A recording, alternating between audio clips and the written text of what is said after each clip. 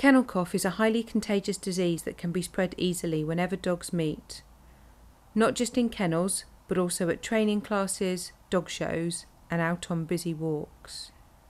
Several different viruses may cause this upper respiratory infection, some of which are covered by the kennel cough vaccination.